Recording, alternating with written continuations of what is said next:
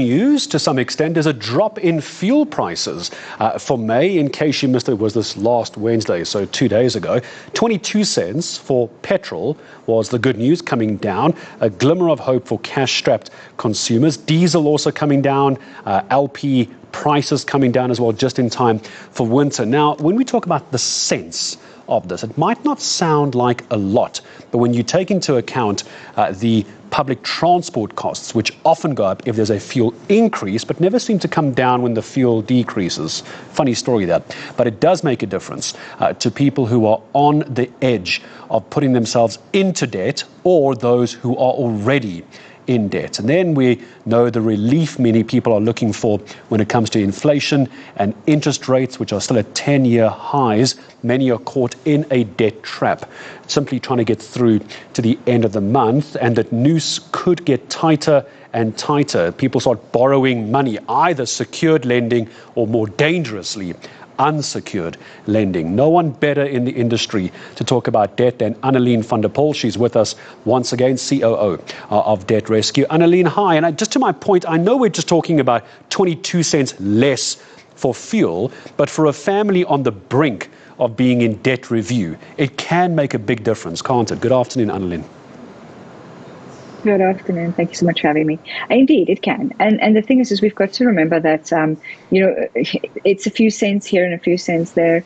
It adds up. I mean, ultimately, we tell everybody, go through your bank statements and look for those opportunities to save the rands and the cents. So it definitely does add up.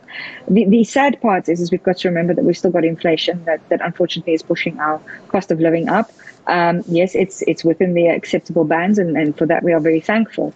It's just stuff is still going up, and unfortunately, we have just had this electricity price increase. Started at the beginning of April, and unfortunately,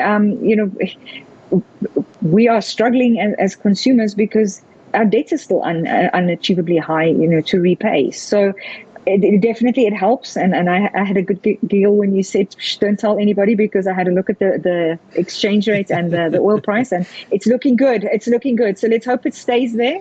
That we might see something similar at the end of next month again, or this month again. Your crystal ball to our ears. Hopefully you've charged up your crystal ball before Eskom cuts the power again. We'll take it. And you're right. As I was talking to you and as I was introducing you, Annaline, I was getting very excited about 22 cents less. But then it occurred to me, Annaline, I'm still talking about over 20 rand a litre for fuel, whether it's diesel, whether it's petrol. At this point, it doesn't matter anymore.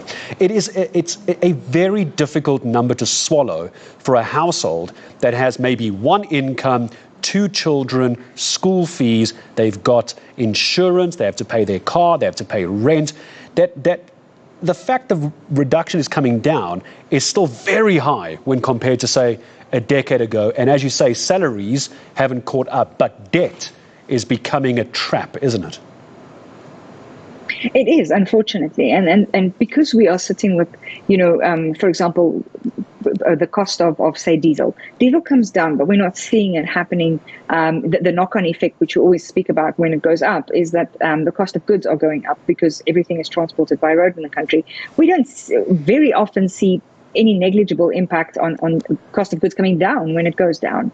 And, like you say, this is 3 consecutive reductions, maybe not as massive, but it adds up. Why are we not feeling it in our pockets?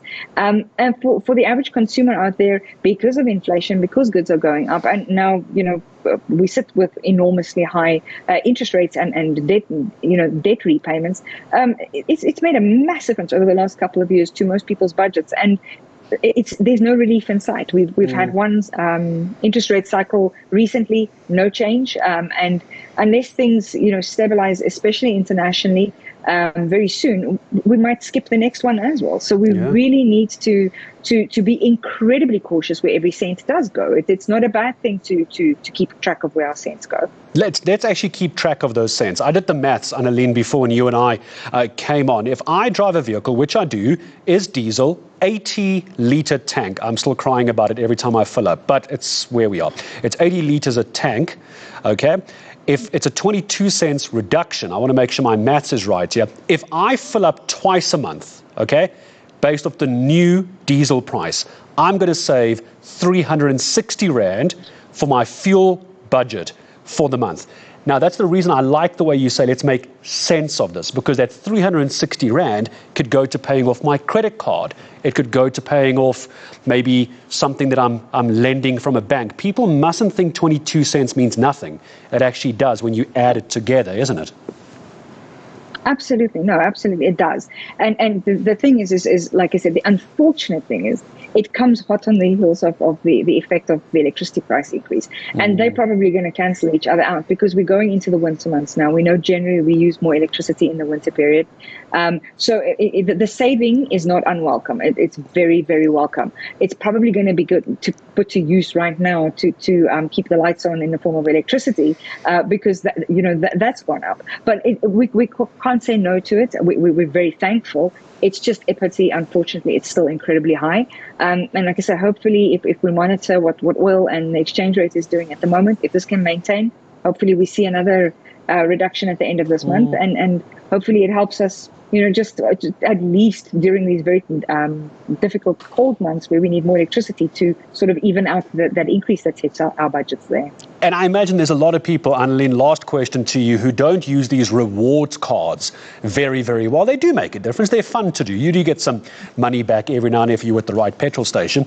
But I've seen too many people using a credit card to pay for fuel instead of the money they have in their bank account. They're starting to credit line their fuel, which is a very, very difficult and dangerous gamble, because when their credit card runs out, now you can't fill up your car. Just financial advice. That's a dangerous game to play, isn't it? Absolutely, it is, and we know why consumers are doing it, because they don't have cash. I mean, we know that for most consumers there is way more money than there is money, and that they're left with no alternatives. The same way they are having to buy food on credit. The unfortunate and real difficult situation here is in cases like fuel and food, you are consuming or using whatever that item is before you've paid for it, and then if you're not paying it back, within the set period of time, you're going to be paying interest on it as well, which makes it even more expensive. So realistically speaking, it's a very tough situation if we have to turn to credit for transport or for putting food on the table ultimately.